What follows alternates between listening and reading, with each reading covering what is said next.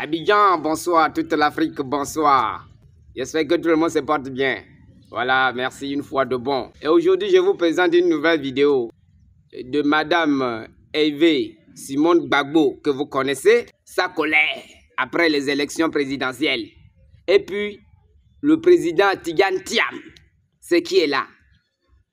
Cette vidéo-là, on va regarder et je vous invite à regarder du début jusqu'à la fin sans rien rater. Parce qu'en ce moment, c'est chaud. Est-ce que vous me comprenez? C'est trop chaud. Voilà, une vidéo qui doit être chaude. Quand tu vois déjà ça, ça te montre quelque chose quand même. Voilà. Non, c'est fort. Après un coup KO du président Alassane Ouattara. Après un coup KO du président Alassane Ouattara. C'est cette vidéo-là qu'on va regarder tout à l'heure. Non, la maman aussi. S'il vous plaît, pardonnez, j'appelle la Côte d'Ivoire, tous les Ivoiriens. Si la dame n'a pas là, il ne faut pas l'écouter. Si elle là, Simone Hervé ouvre sa bouche, il ne faut pas l'écouter. Voilà, il ne faut pas nous emmerder. Il faut qu'elle vienne nous emmerder. La Côte d'Ivoire est actuellement bizarre. On dit qu'il y a des morts à Nayo. Oh, mais dans sa propre ville à Benoît, il y a eu des morts là-bas. Jamais elle parle de ça parce qu'elle voulait d'après elle aller affronter Ado. Toi, tu peux aller Ado. Toi, tu peux connaître Ado. Mais on dit que tu as perdu, maintenant, il faut te taire. Pardon, il faut te taire. Il faut te taire. Laisse-nous tranquille comme ça. Laisse les Ivoiriens dans leur gourmet. Parce que toi, tu voulais te venger de Babo. Voilà. Tu vas mettre beaucoup de... Maman, voilà ce qu'elle peut te dire. Gbagbo, là, c'était le seul et unique adversaire de Alassane Ouattara. Si tu ne sais pas, il faut savoir maintenant. Toute la Côte d'Ivoire le sait. Toute la Côte d'Ivoire le sait. Et lorsque tout le monde est parti, vous étiez au nombre de 5. Les gens savaient que c'était toujours un coup KO. Et si vous avez déjà suivi une fois, Alassane Ouattara, lors de son arrivée pour voter, ils ont même prononcé un coup KO dans les vidéos. Nous, on a entendu ça. Voilà, et chers abonnés, je vous laisse regarder cette vidéo immédiatement sans rien rater. Vous comprenez? Vous allez écouter la version de Madame Simone Hervé Gbagbo. Et puis, le président Tidjane Thiam, après les élections, lui qui disait qu'il donne 7 jours pour libérer la Côte d'Ivoire au parti de pouvoir. Voilà, vous allez écouter son message du début jusqu'à la fin. Merci une fois de bon visionnage et que Dieu Tout-Puissant vous protège. On est ensemble sans plus tarder. Ça, c'est caméra. Voilà. Il y a le pays là est dosé. Yes. Mes chers compatriotes, mes chères sœurs, mes chers frères, les résultats provisoires proclamés ce jour par la Commission électorale indépendante ne me placent pas en tête de cette élection présidentielle.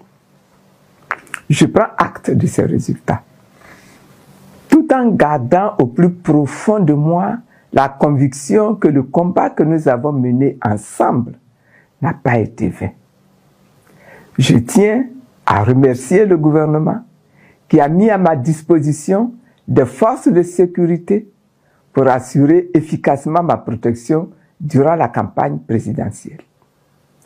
Au-delà des chiffres et des annonces officielles, cette campagne a révélé quelque chose de bien plus profond. La soif de justice, de vérité et de dignité qui habite notre peuple. Ce que les urnes n'ont pas traduit aujourd'hui, l'histoire le retiendra. Le peuple ivoirien aspire au changement. Je tiens à adresser un immense merci à tous ceux qui ont cru en nous. Je vais exprimer ma profonde gratitude aux militantes et aux militants et aux sympathisants du mouvement des générations capables. À nos alliés, le COGEP de Charles Blé Goudé, l'AIRD d'Éric Caillé, Objectif République de Paul Hervé Agoubli, ICON de Yves Mayobo, Pour la Côte d'Ivoire de Viviane Pété, le Sursaut national de Marcelin Kwame, le PSD de Akadje Séraphin, ainsi qu'à toutes les Ivoiriennes et à tous les Ivoiriens qui, malgré les obstacles, malgré la peur, ont eu le courage d'exprimer leur choix. Votre engagement, votre détermination et votre foi ont donné sens à ma candidature et à notre combat collectif pour une Côte d'Ivoire réconciliée, transformée et souveraine. Je suis fier de vous et je vous dis du fond de mon cœur, merci. Les résultats proclamés aujourd'hui ne reflètent pas fidèlement la volonté populaire. Deux grandes causes expliquent la situation que nous observons. Premièrement, nous avons un système électoral inéquitable et verrouillé. Depuis des mois, nous avons réclamé des réformes profondes pour garantir un scrutin inclusif, transparent et crédible. Le gouvernement nous a opposé une fin de non-recevoir, de sorte que cette élection s'est tenue avec un fichier électoral contesté, truffé de doublons, d'électeurs décédés et de radiations discutables. Une commission électorale déséquilibrée, où le pouvoir a conservé une influence écrasante. Un climat d'intimidation et de violence qui a privé nombre de citoyens de leur droit de vote. Dans plusieurs régions du pays, les Grands Ponts, Yassap, Orbaf, Bougbo, Ngati, Tiaa, Lopou, Youil, dans l'Agnebi-Tiassa, Grand Yapo, Séguié, Boguié, Ano, dans la Mé, Motobe, Ndoubato, Minissi, Agou, le vote n'a même pas pu se tenir. À Fakobli, Serio, Guiglo, Issia, ou encore dans certaines communes d'Abidjan comme Yopougon, Sidessi-Lem, École Bad, des scènes de tension ont empêché le déroulement paisible du scrutin. Dans plusieurs localités, à Coupé, à Ferry, Bekwefin, Songo sous-préfecture, Daoukro, EPP d'Adiekro, Jacquesville, Atoutou, Yamsokro, des troubles, des saccages des urnes emportées, des attaques contre des locaux et des agents électoraux ont privé des électeurs de leur droit d'expression citoyenne. Nayo, une sous-préfecture dans le département d'Issia, est un exemple emblématique où des affrontements communautaires ont occasionné des morts, de nombreux blessés et des destructions de biens que je déplore. Je m'incline devant la mémoire de toutes ces victimes. Et pourtant, la CEI évoque un taux de participation supérieur à 50%, y compris dans des localités où le vote n'a pas eu lieu. Ce chiffre est manifestement inexact. Nous ne pouvons pas bâtir la démocratie de la sorte. Nous avons eu une opposition divisée, dont une partie a créé un climat de peur et de violence. Il faut avoir le courage de regarder la vérité en face. Le changement souhaité par le peuple ivoirien était à portée de main. Malheureusement, certains acteurs ont privilégié leur calcul personnel, leur égoïsme et la division au détriment de l'intérêt du pays. Cette fraction de l'opposition s'est employée à créer la peur, la psychose et la violence, décourageant des millions d'Ivoiriens d'aller voter et offrant ainsi sur un plateau d'or à Alassane Ouattara un 4e mandat qu'il prétendait pourtant combattre. Face à cette insécurité organisée, beaucoup de familles ont préféré rester enfermées chez elles plutôt que de risquer leur vie. Oui, nos concitoyens ont choisi la prudence, non par indifférence, mais par peur.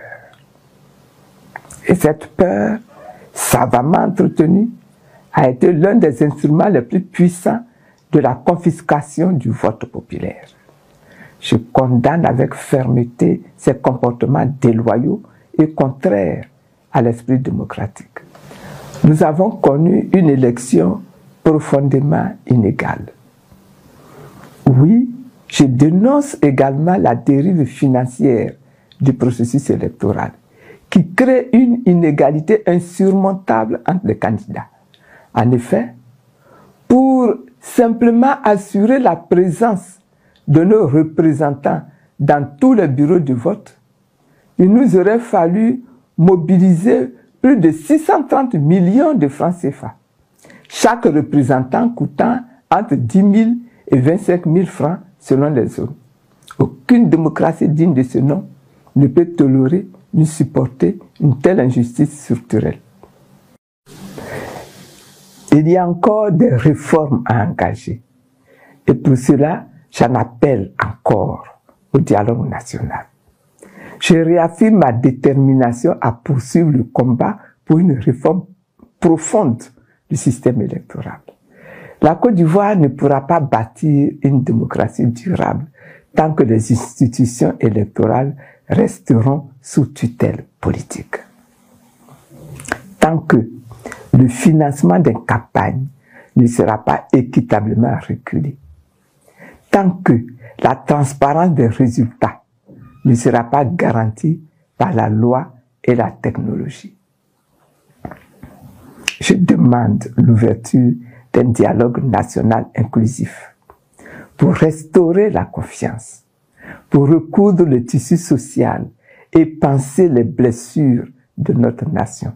Ces blessures, faites d'exil, d'humiliation, de division et de prison, ne guériront ni par la force, ni par le silence, mais par la vérité, par la justice et par le pardon mutuel. Je sollicite la clémence du président de la République pour la libération de toutes les personnes arrêtées et non encore jugées, et l'amnistie ou à défaut la grâce présidentielle pour toutes les personnes déjà jugées et condamnées dans le cadre de cette élection, militants, délégués ou simples citoyens. Aucun Ivoirien ne doit être emprisonné pour avoir exercé un droit démocratique. Frères, mes chers compatriotes, je garde une foi intacte dans le destin de la Côte d'Ivoire. C'est pour cela que je tends la main à tous, aux vainqueurs du jour, aux partis politiques, à la société civile, aux jeunes et aux femmes, aux chefs traditionnels et aux religieux. Unissons nos intelligences et nos cœurs pour rebâtir notre pays sur des bases morales, souveraines et dans la solidarité. Je l'ai déjà dit et je le répète. Ma vie entière est un engagement pour la liberté, pour la dignité et pour la souveraineté de notre peuple. Je continuerai à me battre avec la même détermination pour l'idéal de société que je porte. Une Côte d'Ivoire réconciliée, totalement transformée, souveraine et fière de son identité africaine. Le chantier continue. Et tant qu'il y aura dans ce pays des hommes et des femmes debout, rien ne sera perdu. Je vous remercie. Ivoiriennes, Ivoiriens, chers amis de la Côte d'Ivoire, bonsoir. Il y a 48 heures s'est déroulé dans notre pays un exercice électoral. Cet exercice électoral a eu lieu dans un climat de peur et a été marqué par une faible participation, visible par et reconnue de tous. Mais avant tout propos, permettez-moi de m'incliner respectueusement devant la mémoire de tous ceux qui ont perdu la vie pour avoir osé exprimer leurs opinions, ainsi que le leur permet la Constitution ivoirienne. À leur famille, j'adresse mes plus sincères condoléances, ainsi que celles du PDCI-RDA. Un membre des forces de l'ordre a aussi perdu la vie pendant ces malheureux événements. J'adresse nos condoléances attristées à sa famille et à ses proches. Mes pensées vont aussi à tous les blessés, à tous ceux qui ont perdu leur maison et leurs biens, et à ceux qui sont emprisonnés, certains pour s'être opposés au 4e mandat, d'autres pour avoir dit ce qu'ils pensaient, et d'autres encore sans aucune raison visible. À leur famille, nous apportons notre compassion, notre soutien, et notre promesse solennelle de lutter pour leur libération par tous les moyens légaux disponibles. À toutes et à tous, je souhaite exprimer ma gratitude pour votre patience, pour votre courage et pour votre foi inébranlable en la démocratie. Merci de tenir bon, merci de croire en notre idéal de nation et de refuser d'accepter que les voix de millions d'Ivoiriens soient réduites au silence. Mais parlons franchement, ce qui vient de se passer n'est pas une véritable élection. Et ce à quoi nous avons insisté ne fait pas honneur à notre pays. Avec le PPACI et le président Gbagbo, le PDCI-RDA dans le Front commun n'a cessé d'œuvrer pour éviter la situation où nous nous trouvons aujourd'hui. Les faits sont clairs. Le président Alassane Ouattara a brigué un 4e mandat, controversé. J'ai moi-même été rayé des listes électorales par un tribunal. D'autres figures de proue de l'opposition, au premier rang desquelles Laurent Gbagbo, Afine Guessan, Vincent Toby Irié, Assalé Tiemoko et beaucoup d'autres, ont également été empêchés de se présenter. Partout dans le pays, depuis le 2 octobre, les manifestations ont été accueillies par des gaz lacrymogènes, des arrestations massives et une répression brutale. Au 25 octobre, les autorités faisaient état de plus de 700 personnes arrêtées, de dizaines de personnes gravement blessées et de vies perdues. Ivoiriennes, Ivoiriens, mesdames et messieurs, cet exercice électoral a divisé notre pays. Une nation qui pendant près de 2 décennies a lutté pour retrouver sa paix et son unité.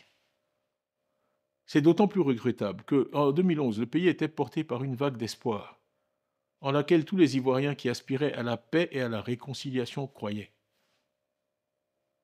Mais aujourd'hui, malheureusement, force est de constater que des divisions se sont creusées, des communautés sont dressées les unes contre les autres. Des expéditions punitives ont été organisées. L'horreur est de retour en certains endroits du territoire. À Nayo, des vies humaines ont été perdues. Et on nous dit une personne a été brûlée vive. Nous avions pensé que le spectre de ce type de violence ne reviendrait jamais. Mais il semble que nous nous sommes trompés. Au lieu de nous rassembler, nous nous sommes divisés autour de cette élection et avons reculé dans la construction d'une véritable nation ivoirienne. Nous avons été nourris de slogans dont le plus ironique, compte tenu de la réalité à laquelle nous sommes confrontés aujourd'hui, semble être de vivre ensemble.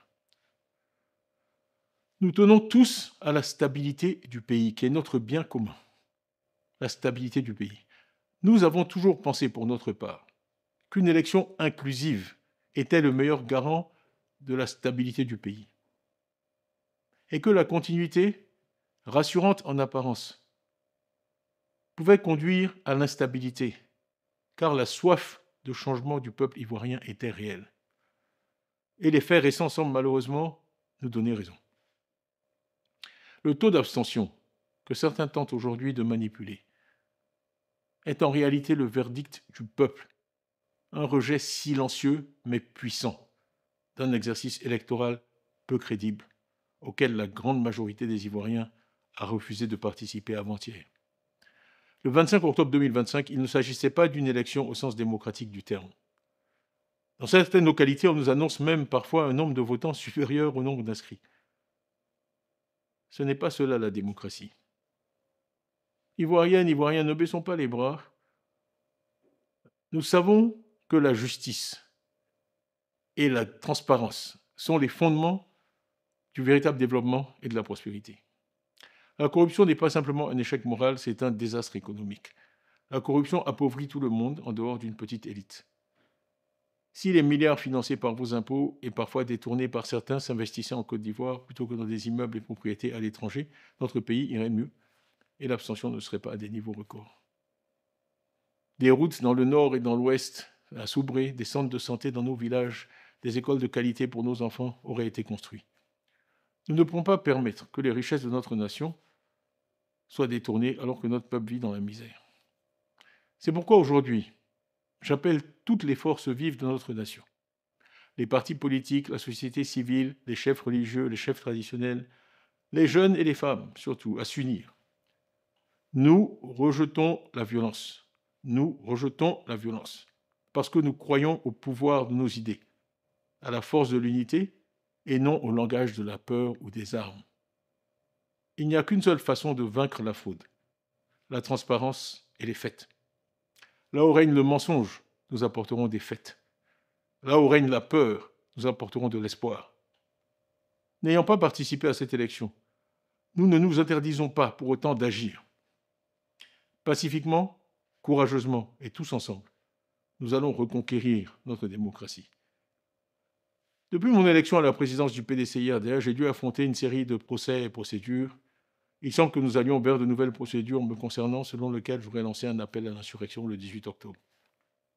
Je renvoie chacun au message que j'ai publié ce jour-là, message écrit, anniversaire de la naissance du président Houphouët-Boigny, où je disais « Évitons, pendant qu'il en est encore temps, la voie sans issue créée par le règne de la manipulation, de la violence, de l'injustice et de l'exclusion. Jamais il n'est trop tard pour dialoguer, la paix est encore possible. Agissons maintenant, le monde nous regarde, l'histoire nous jugera. La Côte d'Ivoire de Houphouët-Boigny, notre pays bien-aimé, doit rester un pays de paix, pour que l'âme, dans son caveau du Père fondateur, repose en paix. Que la paix soit dans nos cœurs. Voilà ce que je disais le 18 octobre. Ivoiriens, il ne faut pas désespérer. Dans aucun pays, la démocratie n'a pu s'établir sans avoir à surmonter une résistance farouche de la part de régimes autocratiques. Je saisis l'occasion pour appeler à nouveau le pouvoir au dialogue. Nous sommes en effet dans une impasse. Seul le dialogue peut nous permettre d'en sortir. C'est le souhait, en tout cas, de la majorité des Ivoiriens. Un dialogue sincère nous aurait évité les incidents et les pertes de vies humaines que nous venons de vivre. Il n'est jamais trop tard pour bien faire, et j'espère donc que les autorités entendront cet appel. Les morts, les blessés, les prisonniers, les rancœurs sont la conséquence du refus du pouvoir d'entendre l'appel lancé par l'ensemble de la société ivoirienne, y compris même parmi leurs partisans. Le dialogue auquel nous convions le pouvoir doit aboutir à des engagements fermes de toutes les parties prenantes pour garantir dans la durée l'unité de notre pays et la paix dans l'expression et le respect de toute notre diversité. Une autre Côte d'Ivoire est possible, une Côte d'Ivoire que nous construirons ensemble. Au PDCI-RDA, nous prenons cet engagement solennel. Notre parti a une vision cohérente et de long terme, un projet pour une Côte d'Ivoire réconciliée, moderne et unie. Je salue ici et remercie tous nos militants, tous nos partisans pour leur courage et leur détermination. Nous continuerons à nous battre pacifiquement, non pas avec des armes, mais avec de l'espoir. Non en divisant, mais en rapprochant et en réconciliant. Ivoiriens, chers amis de la Côte d'Ivoire, nous venons de vivre un moment de notre histoire qu'ensemble, nous transformerons, j'en suis sûr, en un moment d'éveil et de renouveau. Engageons-nous donc à nous battre pacifiquement pour une Côte d'Ivoire qui appartient à tous, sans distinction d'origine, de religion, d'ethnie ou de culture, dans le respect de l'état de droit. Notre cause est juste, c'est pourquoi elle prévaudra. Ensemble, nous retrouverons notre démocratie. Ensemble, nous restaurerons notre dignité. Ensemble, nous construirons cette Côte d'Ivoire réconciliée que nous savons possible. Vive la Côte d'Ivoire, que Dieu bénisse la Côte d'Ivoire. Nina, n'oubliez pas de liker, commenter, partager, surtout abonnez-vous pour ne pas rater une vidéo. Chut.